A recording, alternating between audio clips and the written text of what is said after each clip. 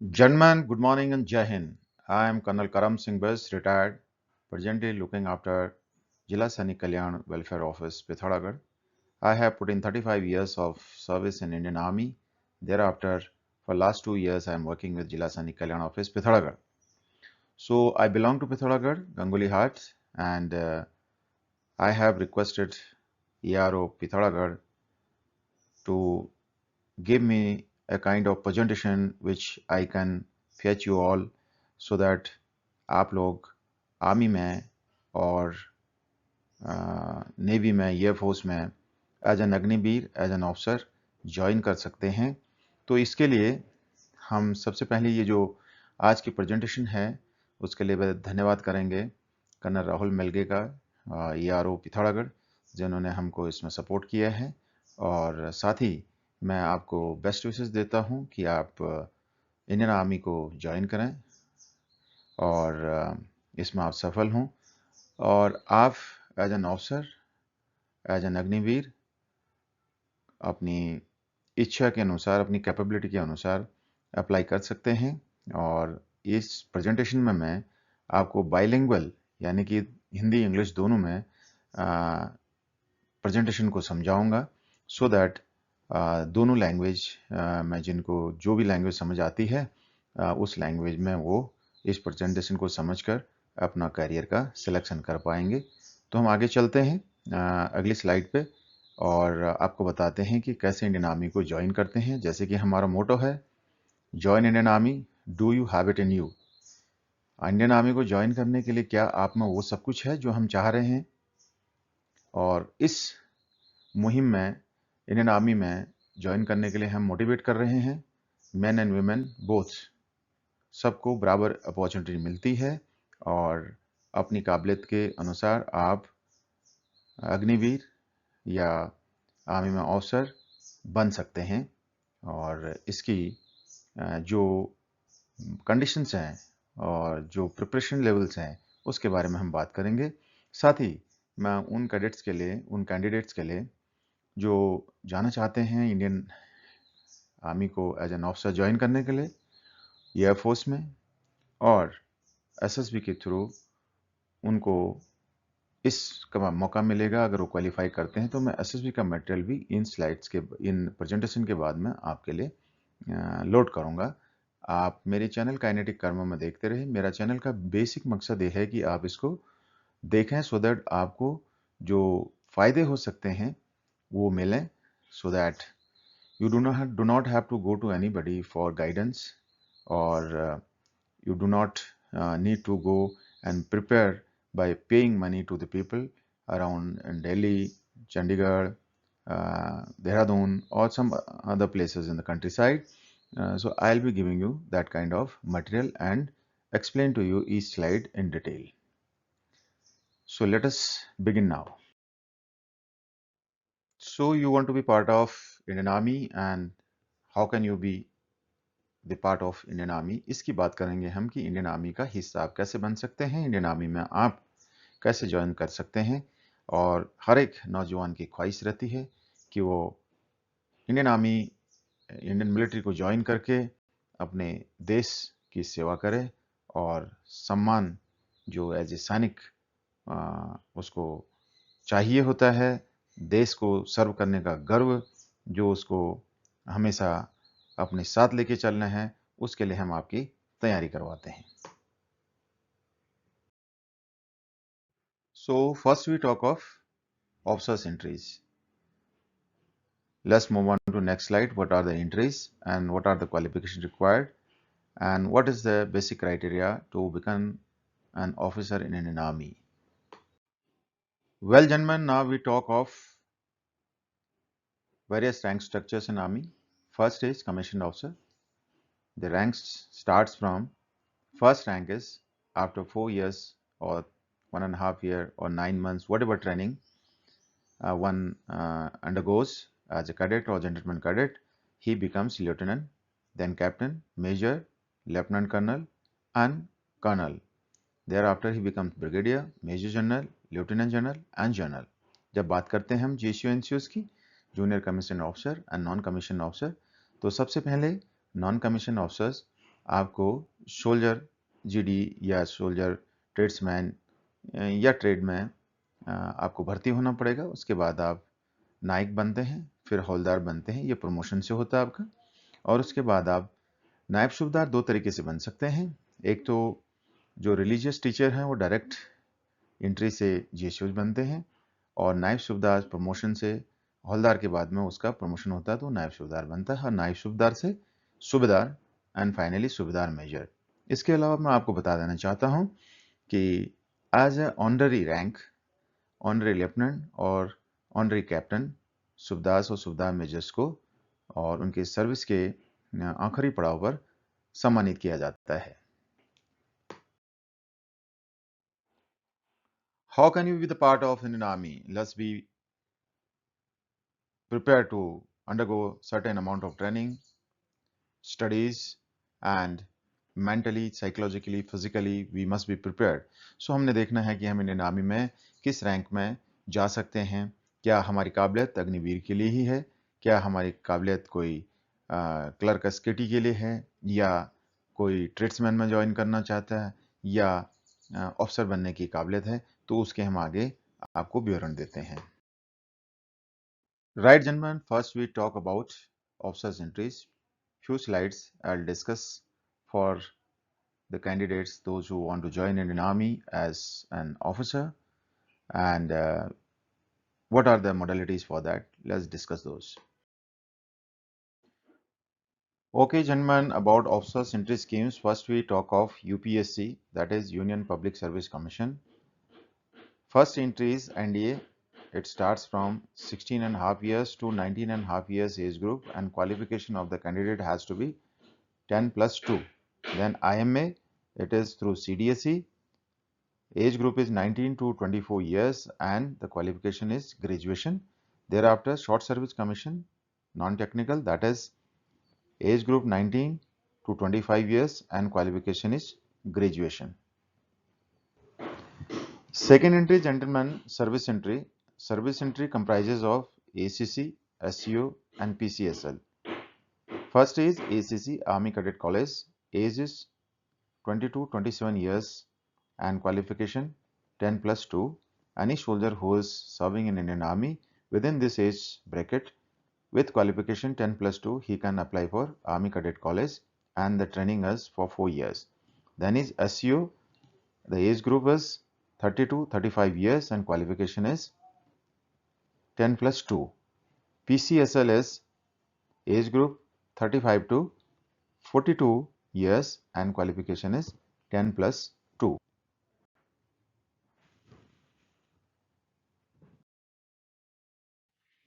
Well, gentlemen, now we talk about selection process, UPSC and non-UPSC. First, we'll discuss UPSC entry. Online applications are uploaded and UPSC decides and shortlists the candidates based on the correctness of the applications. Then written exam is held. On the basis of written exam merit, SSB call-up letters are issued, and the candidate who gets call-up letter goes for SSB, and combined merit written and SSB is taken to make a merit list, provided the candidate has qualified his medical and found to be fit by medical board, then the joining letter is issued. Similarly, for non-UPSC entries, online application is uploaded and it goes to recruiting directorate, and shortlisting of candidates based on the correctness of the applications and the qualification and merit is carried out, and then finally they decide upon the cutoff percentage. Then SSB call-up letters comes for a particular SSB. The candidate has to go to that particular SSB and face the interview, and the merit is purely based upon the SSB merit, and then he also has to go for medical examination, and medical board if finds him fit, then he is taken into services for the particular entry, and the joining letter is issued to the candidate. This is what is the procedure for both selection of UPSC and non-UPSC entry candidates.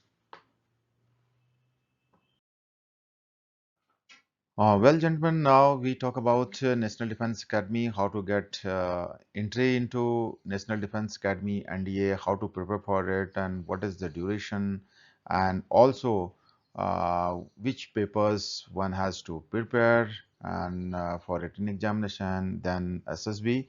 So this exam is every year conducted in April and September. So your application has to be filled and uploaded well in time. That is at least 2 to 3 months, whatever time you get at the advertisement for the particular entry. And then centers are all over across the country. Then subjects, the main two subjects, mathematics and general ability, and exam duration for both the subjects is 2.5 hours each. Then maximum marks for mathematics are 300, and for general ability 600 marks, total 900 marks you have to score and get into the merit list. And whatever number of candidates is selected and given call up letter for SSB, so you should be figuring in that so that you can appear in SSB. And then final you are called up based on upon your merit in written as well as SSB if you are fit in medicals. Okay, gentlemen, now 10+2 technical entry scheme apply to Army headquarters on notification, shortlisting of application, that is cutoff percentage plus JEE main ranking. Earlier JEE main ranking was not included.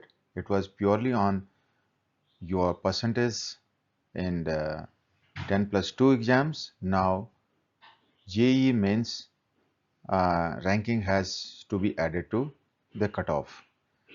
Allotment of SSB, that is either Allahabad, Bhopal, Bengaluru or Jalandhar.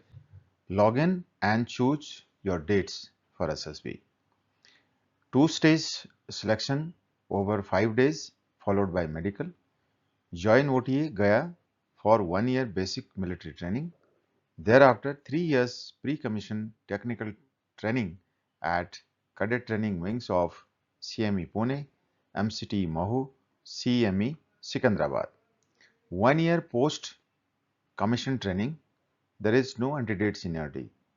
Basically उन लोगों के लिए जो हिंदी ज़्यादा समझते हैं उनके लिए है कि आपको आर्मी हेडक्वार्टर में जो नोटिफिकेशन निकलता है वहाँ से उसमें अपने एप्लीकेशन डालनी है और एप्लीकेशंस को जब आप डालते हैं तो उसके बाद आपका कट ऑफ परसेंटेज आता है based upon your JEE Mains ranking and उसके बाद आपको कोई एक एसएसबी अलॉट कर दिया जाता है। साथ में आपको 2 स्टेज में आपका सिलेक्शन होता है 5 दिन के लिए, जिसमें पहले आपका एसएसबी होता है फिर मेडिकल होता है और तब आप फिट हो गए तो आपको ओटीए गया में 1 साल के लिए बेसिक मिलिट्री ट्रेनिंग के लिए भेजा जाता है।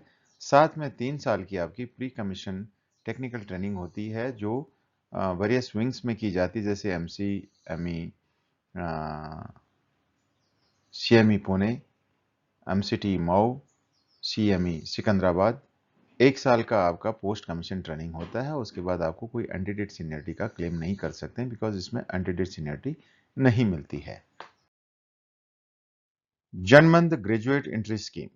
Now, the graduate entry is for those who have done their graduation or they are in final year of their graduation and the results would be out and the degree would be in their hands by the time they join the respective institution, whether it is IMA or OTA, and the exam will be held every year in April and September, twice a year.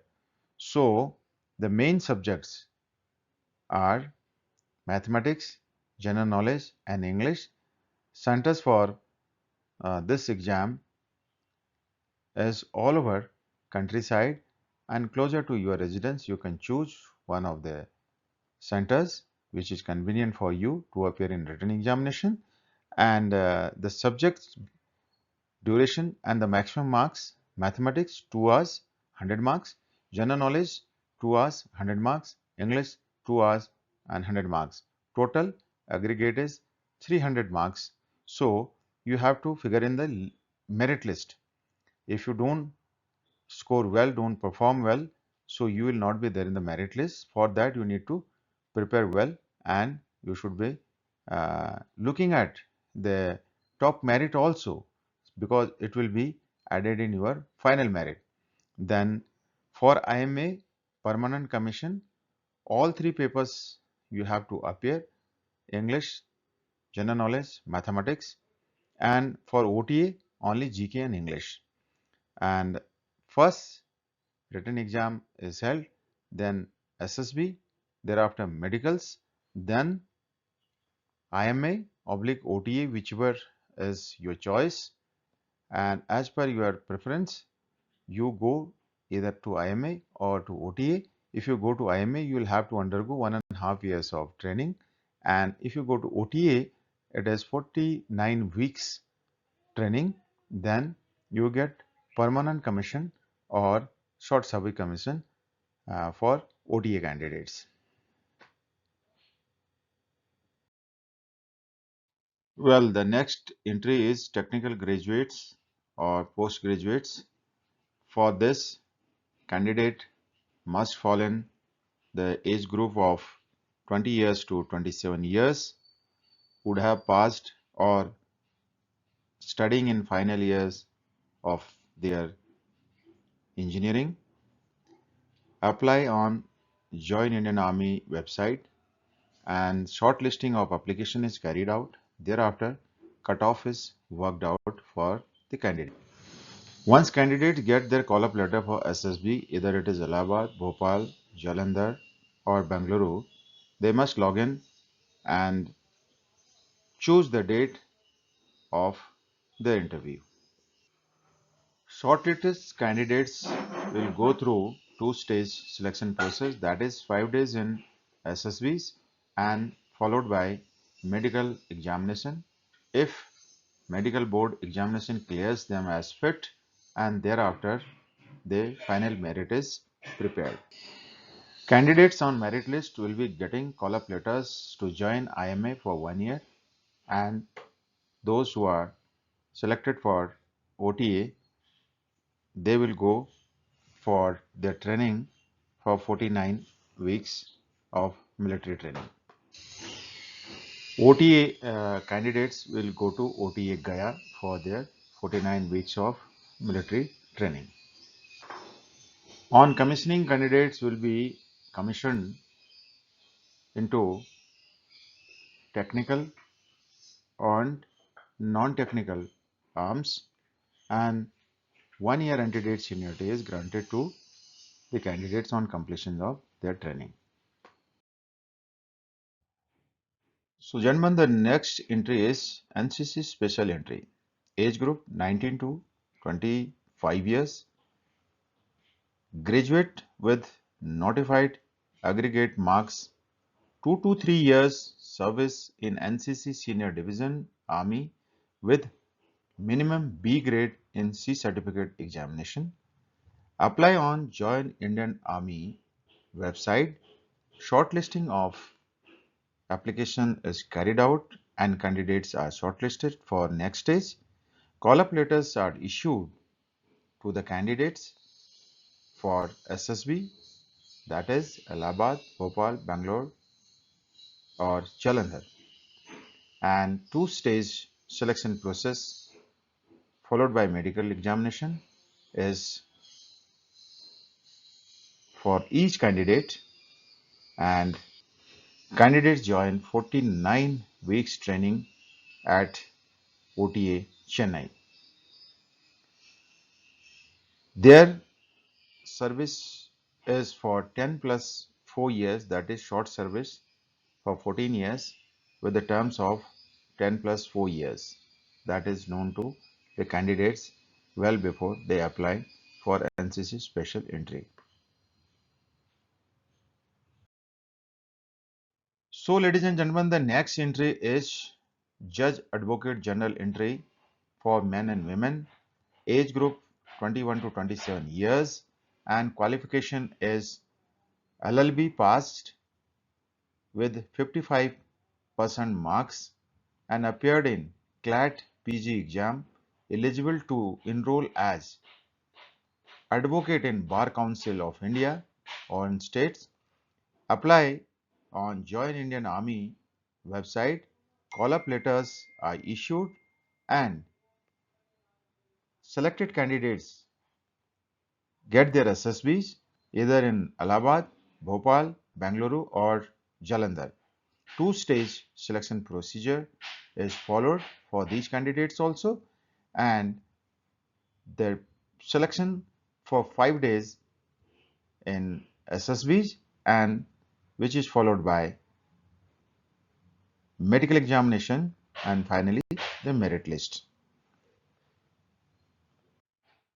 अभी तक हमने army में officer बनने की various entries, qualification, training, terms and conditions, service conditions सब के बारे में जानकारी ली। अब हम जानकारी लेना चाहेंगे अग्निवीर की, live A life less ordinary, become an Agniveer. इसके ऊपर हम एक डिटेल प्रेजेंटेशन फिर बनाएंगे जो आपके लिए अपलोड करेंगे, सो दैट आपको एक एक चीज़ अग्निवीर की पता चले और अग्निवीर बनने का जो आप में जज्बा है उसकी जो तैयारी करनी है वो आप कैसे करेंगे और क्या क्या आपके सामने अपॉर्चुनिटीज होंगी, क्या क्या चैलेंजेस होंगे, अपनी स्ट्रेंथ से उनको आप कैसे ओवरकम करेंगे और एक अच्छे अग्निवीर सोल्जर बन के देश सेवा के लिए आप जाएंगे। और देश सेवा करते हुए या तो आप वहाँ पर परमानेंट सोल्जर के तौर पर सेवाएं जारी रखेंगे, या फिर आपके पास ऑप्शन होगा कि आप वहाँ अपना टर्म्स को टर्मिनेट करके वापस किसी और क्षेत्र में कार्य करेंगे। देखते हैं आगे हम अग्निवीर को कैसे तैयार कर सकते हैं। सो सर्विस की टर्म्स जो हमने आपको बताई थी ऑफिसर्स के लिए, उसी तरीके से टर्म्स ऑफ सर्विस अग्निवीर के लिए भी हैं। इसकी जो योग्यता है, एज लिमिट 17.5 साल से 21 साल तक और 10वीं पास होना चाहिए। और रिक्रूटमेंट पैन इंडिया में इसका सिलेक्शन होता है, यानी कि पूरे भारतवर्ष में हर एक जगह इसका एनरोलमेंट होता है और सिलेक्शन होता है और रैलीज होती हैं और ये मेरिट बेस्ड होता है। 6 महीने की इसकी ट्रेनिंग होती है और जो एग्जिस्टिंग ट्रेनिंग सेंटर्स हैं, जो वर्तमान में चल रहे हैं ट्रेनिंग सेंटर्स, उन्हीं ट्रेनिंग सेंटर्स में अग्निवीर को भी ट्रेनिंग दी जाती है। अब बात करेंगे सर्विस की। 4 साल का सर्विस का ड्यूरेशन है, जिसमें 6 महीने की ट्रेनिंग भी जोड़ी जाती है और enrolled under respective service act, that is army act 1950 के तहत इनको इनरोल किया जाता है। मेरिट बेस्ड सिलेक्शन होता है और परमानेंट कार्डर में ज्वाइन करने के लिए जो 4 साल के बाद होगा, उसमें अगर आप मेरिट में फिगर करेंगे तो आपको परमानेंट वहां पर अब जॉब कर लिया जाएगा। अब हम बात करते हैं अग्निवीर के फाइनेंशियल पैकेज की। Composite annual package first year में 4,76,000 रुपया और upgraded to 6,92,000 in fourth year. Allowances जो ऑथराइज हैं वो हैं रिस्क एंड हार्डशिप। जिस भी एरिया में आपको डिप्लॉय किया जाएगा वहां पर जो रिस्क एंड हार्डशिप अलाउंस मिलेगा वो आपको भी मिलेगा रेगुलर सोल्जर की तरह से। राशन और ड्रेस अलाउंस आपको मिलेगा। ट्रेवल के लिए भी आपको अलाउंस मिलेगा। आप एक स्थान से दूसरे स्थान जा सकते हैं इस ट्रेवल अलाउंस के साथ में, और अपने घर छुट्टी आने के लिए आपको जो ट्रेवल अलाउंस मिलता है, जो फैसिलिटीज हैं आपके रैंक के हिसाब से, वो आपको दी जाएंगे as a regular soldier. Seva Nidhi package, Seva Nidhi package का जो कॉर्पस है वो 11.71 लाख रुपया है, जो 4 साल की ट्रेनिंग पूरा करने के बाद आपको और सर्विस पूरा करने के बाद आपको मिलेगा। और इसमें जो है 30% कंट्रीब्यूशन आपकी तरफ से होता है, बाकी गवर्नमेंट ऑफ इंडिया की तरफ से दिया जाता है। जो कंपनसेशन होगा, अगर कोई ऐसी आवश्यकता पड़ती या जरूरत पड़ती है, ऐसा कुछ होता है, उसमें जब कंपनसेशन की बात आएगी तो कंपनसेशन अगर किसी की डेथ हो जाती है तो 92 लाख रुपीस एनओके को मिलेंगे। कंपोजिश जो जो कंपनसेशन है डिसेबिलिटी में वो अप टू 44 लाख रुपीज का है, जिसका प्रावधान है और वो डिसेबल सोल्जर को मिलेगा। अब हम बात करते हैं उन सोल्जर्स की, अग्निवीर की, जो 4 साल का टर्म पूरा करके वापस सिविल में आएंगे, तो उनके लिए क्या सुविधाएं होंगी, क्या उनको कंसेशन मिलेगा। तो मिनिस्ट्री ऑफ होम अफेयर्स ने अनाउंस किया था कि 10% reservation in CAPF and Assam rifles में मिलेगा। अगर जो कैंडिडेट जो अग्निवीर वापस आता है, अगर वो असम राइफल को ज्वाइन करना चाहता है या पुलिस फोर्स को ज्वाइन करना चाहता है और पैरामिलिट्री को ज्वाइन करना चाहता है, तो उसको 10% की उसमें छूट मिलेगी। एज रिलैक्सेशन जो अग्निवीर है उनको 3 साल का एज रिलैक्सेशन मिलेगा। अगर 17 साल में आप भर्ती हुए 4 साल का ट्रेनिंग करके आए तो आपकी 21 साल की उम्र हो चुकी होगी। लेकिन जो भी एंट्री में आप अप्लाई करेंगे वहाँ पर वो 3 साल आपको कम करेंगे। मान के चलिए कि जब आप अप्लाई करेंगे तो आपकी एज 18 के इक्विवेलेंट मानी जाएगी। सो आपके पास काफ़ी समय होगा। जो कैंडिडेट्स पहले बैच में गए थे उनको 5 साल का उसमें रिलैक्सेशन है। मिनिस्ट्री ऑफ डिफेंस ने भी 10% रिजर्वेशन कोस्टल गार्ड और defence civilians and 16 defence PSUs में, जिनको पब्लिक सेक्टर अंडरटेकिंग्स बोलते हैं, जो गवर्नमेंट की हैं, उनमें 10% रिजर्वेशन इनके लिए रखा है। और एज रिलैक्सेशन सेम वही है, 3 साल का और 5 साल का फर्स्ट बैच के लिए। तो इस तरह से जो सुविधाएं आपको मिलनी हैं जो कंटिन्यू नहीं करना चाहते। अग्निवीर का एक बहुत बड़ा अच्छा पहलू ये है कि कुछ सोल्जर ऐसे होते हैं जो जोश जोश में आर्मी में भर्ती हो जाते हैं, उसके बाद एक बार भर्ती हो गए तो उसको वापस फौज से 17 साल करे बिना या 15 साल 18 साल जो भी उसका टर्म्स है, उसको जब तक वो कंप्लीट नहीं करता है उसका फौज छोड़ना बहुत नामुमकिन मान लिया जाता है, एक्सेप्ट फॉर एक्सेप्शनल केसेस में। तो यहाँ पर एक अपॉर्चुनिटी होती है, अगर आपका दिल नहीं लग रहा है, आपको बाहर कोई दूसरी अपॉर्चुनिटी शायद अच्छी दिख रही हैं और आपका फिजिकल या साइकोलॉजिकल कंडीशन ऐसा नहीं है जो आपको इस जॉब के लिए सपोर्ट कर रहा हो, आप इसको क्विट करके दूसरा जॉब अपने लिए ढूंढना चाहें तो आप वहाँ से एग्जिट करने का आपको एक मौका है। और एक बार आप परमानेंट होगे तो फिर आपको पूरे टर्म करने पड़ेंगे। एंड इस का जो फ़ायदा है कई लोग उठा सकते हैं जो आज तक नहीं हुआ करता था। सो अग्निपथ स्कीम का रिक्रूटमेंट का प्रोसीजर क्या है? ऑनलाइन रजिस्ट्रेशन होता है, log in to joinindianarmy.nic.in, check eligibility status and create profile. अपना प्रोफाइल क्रिएट करने के बाद में आप आगे प्रोसीड कर सकते हैं। कैंडिडेट को अप्लाई करना होता है एक कैटेगरी में। अगर आप मल्टीपल कैटेगरी में अप्लाई करेंगे तो उस मल्टीपल कैटेगरी में आपकी एप्लीकेशन रिजेक्ट होने के 99% चांसेस हैं आपकी रिजेक्ट हो जाएगी। कॉमन एंट्रेंस एग्जामिनेशन होगा इसके बाद में, और फिजिकल फिटनेस का टेस्ट और फिजिकल मेजरमेंट्स का टेस्ट जो होगा, जो रिटर्न क्वालिफाई कर लेंगे उन कैंडिडेट्स का लिया जाएगा। फाइनली मेडिकल होगा। मेडिकल होने के बाद में आपको फिर मेरिट के आधार पर कॉल अप लेटर आएगा। आप एज ए अग्निवीर जिस सेंटर में आपको जाने के लिए रिपोर्ट किया जाएगा उस सेंटर में आप रिपोर्ट करेंगे, अपनी ट्रेनिंग करेंगे 6 महीने के लिए। अब हम बात करते हैं कैटेगरी एंड क्वालिफिकेशन की। अग्निवीर की क्या क्या कैटेगरी होती है, क्या क्या क्वालिफिकेशन होनी चाहिए। Agniveer general duty all arms के लिए 10th यानी मैट्रिक पास होना चाहिए 45% मार्क्स के साथ में, aggregate and 33% in each subject, यानी कि आपके जो 10th का पास परसेंटेज है वो 45% होना चाहिए और हर एक सब्जेक्ट में आपके कम से कम 33% मार्क्स होने चाहिए। आपकी उम्र 17.5 से 21 वर्ष होनी चाहिए। साथ में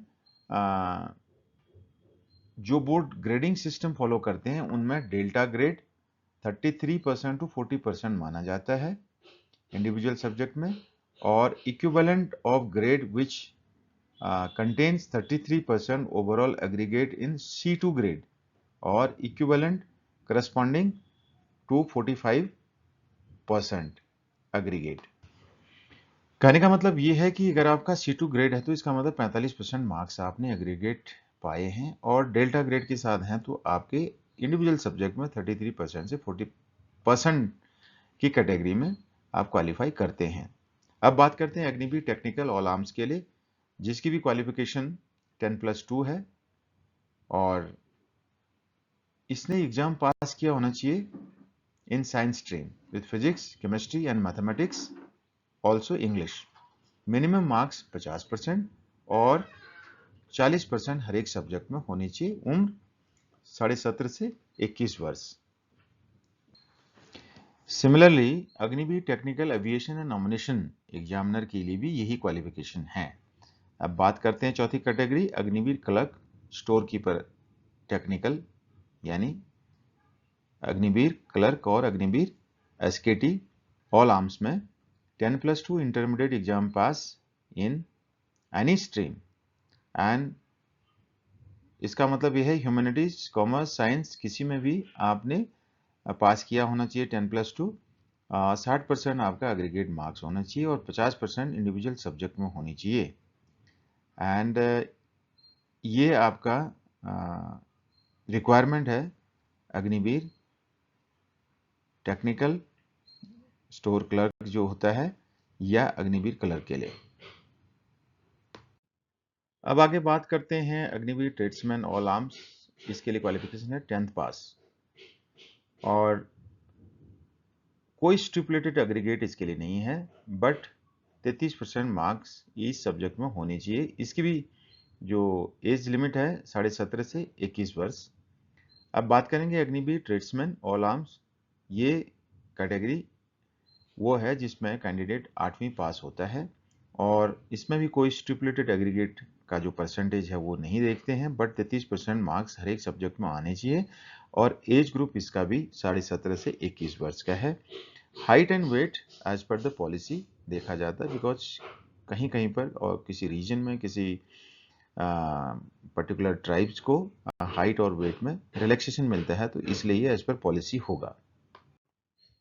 अब हम जानते हैं बोनस मार्किंग सिस्टम कैसे होता है।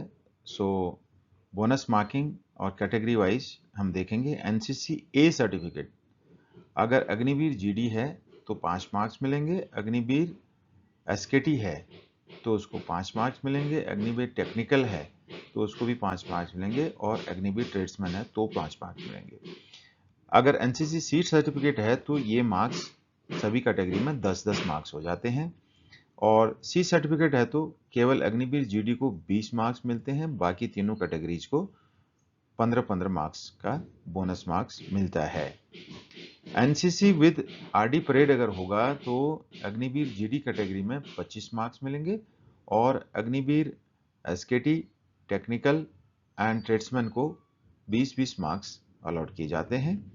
उसी तरीके से कई कैटेगरीज हैं जिनमें आपको मार्क्स का मिलेगा और जैसे आपने represented India at international level अगर कोई कैंडिडेट है तो उसको 20 मार्क्स मिलेंगे। उसी तरीके से represented state in the senior oblique junior national level में है तो 15 मार्क्स मिलेंगे हर एक कैटेगरी में। और ये कैटेगरीज को आप देख लीजिएगा, ये सर्टिफिकेट आपको साथ ले जाने होते हैं। इनका कभी कभी क्या है, कॉलेज या जहाँ पर भी आप पार्टिसिपेट करते हैं वहाँ से सर्टिफिकेट आने में देरी होती है। अगर आपको सर्टिफिकेट जल्दी मिल जाए तो आप इसका फ़ायदा उठा सकते हैं। आपके ये 15 जो 20 मार्क्स दिख रहे हैं ये बहुत बड़ा अंतर डालता है, आपको इसका फ़ायदा अवश्य उठाना चाहिए। अब जब आप अग्निवीर की भर्ती पास कर लेते हैं, 6 महीने की ट्रेनिंग हो जाती है, तो उसके बाद आप 4 साल जब पूरे होने को आते हैं तो ये जो कन्वर्जन है आपका परमानेंट कैडर में वो कैसे होता है इसके बारे में बात करेंगे। और जो आपका परमानेंट कैडर है वो डिसाइड करेगा फर्स्ट आप वॉलंटियर हैं कि नहीं है, ये एप्लीकेशन आपको देनी पड़ेगी और वॉलंटियर के बेसिस पे आगे का कार्रवाई किया जाता है कि जितने भी वॉलंटियर हैं उनकी मेरिट क्या है। उस मेरिट को देखा जाता है उनकी ओवरऑल परफॉर्मेंस के तौर पर एंड जब उनकी मेरिट लिस्ट में वो आ जाते हैं तो उनको फिर 25% जो फौज ने रिटेन करना है आर्मी में तो उनको वहाँ पर रिटेन करने के लिए बताया जाएगा। तो इनरोल हो जाएंगे रेगुलर कार्डर में, एक पक्का सोल्जर जीडी वो बन जाता है और उसकी पे फिक्स की जाएगी फिर रेगुलर सोल्जर के पे के हिसाब से, और पेंशन भी एज पर रेगुलर सोल्जर के जो मिलती है वही मिलेगी, सेम रेगुलेशंस होंगे। तो ये आपके लिए जानकारी है कन्वर्जन की। अंत में मैं आपसे एक रिक्वेस्ट करता हूं और एक आपको चेतावनी भी देता हूं कि आप किसी ऐसे व्यक्ति के संपर्क में न आकर अपना पैसा गंवाएं जो ये कहे आपको कि मैं सेना में आपको भर्ती करवा दूंगा। और कई लोग फर्जी दस्तावेज बनाते हैं। कई लोग जब फर्जी दस्तावेज बनाते हैं तो वो पकड़े भी जाते हैं। इसी तरीके से मैंने भी एक अग्निवीर की जो भर्ती कराई थी पिथौरागढ़ में, वहाँ पर कई कैंडिडेट ऐसे थे, वो एलिजिबल नहीं थे। उन्होंने सर्टिफिकेट बनाया था, चाहे वो डोमिसाइल हो, चाहे परमानेंट रेजिडेंस का हो, इस तरीके से ना बनाएं। और कोई ये बोलता है कि मैं एक भर्ती अफसर को जानता हूं या किसी आदमी को जानता हूं जो भर्ती करवाते हैं, उनको मैं पैसा दूंगा और आपको भर्ती करा दूंगा, तो ऐसा कहीं भी नहीं होता है। ये जो टाउट्स बाहर बैठे हुए हैं, यही लोग करते हैं। जैसे आप 10 लोगों से पैसा लेते हैं तो उसमें 2-3 का पॉसिबिलिटी होती है कि वो भर्ती हो जाएंगे, और उसके बाद ये आपको बोलते हैं अगर भर्ती नहीं हुआ तो मैं आपका पैसा लौटा दूंगा। उसको तो बिल्कुल कुछ काम किए बिना ही पैसा मिल जाता है, बिकॉज जो भर्ती होना था वो हो गया, जिसने नहीं होना था वो नहीं होगा, और आपका पैसा कोई भी नहीं लेता। बिकॉज यहाँ पर जो भर्ती कराई जाती है, जिस यारों में होती है, उस यारों का कोई भी स्टाफ वहाँ पर नहीं होता, कोई किसी को जानता नहीं है। इसलिए आप अपना पैसा बर्बाद न करें। आपका जब नंबर आएगा आप अवश्य भर्ती हो जाएंगे। और एक ही मैं आपको सजेशन दूंगा कि आप बहुत मेहनत कीजिए। बिना मेहनत के कोई चीज़ नहीं होती है। There is no substitute to hard work, there are no shortcuts in life. So आप इस चीज़ को मान के चलिए। अगर आपने कुछ पाना है तो आपको अपना टाइम देना होगा और नींद का कुछ हिस्सा काटना होगा, और आपको दौड़ भाग करनी पड़ेगी, दाएं बाएं जाना पड़ेगा, एक्टिव रहना पड़ेगा, तभी आप सक्सेस प्राप्त करेंगे और हमें भी खुशी होगी। और इसी उम्मीद के साथ आपको मैं शुभकामनाएं देता हूं और कहता हूं कि आप अपनी तैयारी को अपने भरोसे पे कीजिए। अगर 1 या 2 वैकेंसी भी होती हैं तो आपको उससे ज़्यादा नहीं चाहिए। आप तो एक ही आदमी हैं। आप अपनी इतनी मेहनत करेंगे कि वो 1 वैकेंसी होगी तो भी आपको मिलेगी, क्योंकि आपने अपनी पूरी मेहनत कर रखी है। अंत में मैं आपको ये बताना चाहता हूँ कि मैं जो भी वीडियो बनाता हूँ, इन्फॉर्मेटिव वीडियोज़ हैं जो आपके काम आएंगी, और मेरा एक ही मकसद है कि आप तक वो इन्फॉर्मेशन पहुँचे, आप उसका फ़ायदा उठा सकें। और इसके लिए मैंने एक चैनल बनाया है, काइनेटिक कर्मा। दूसरा है मेरा काइनेटिक पीडी, पर्सनालिटी डेवलपमेंट।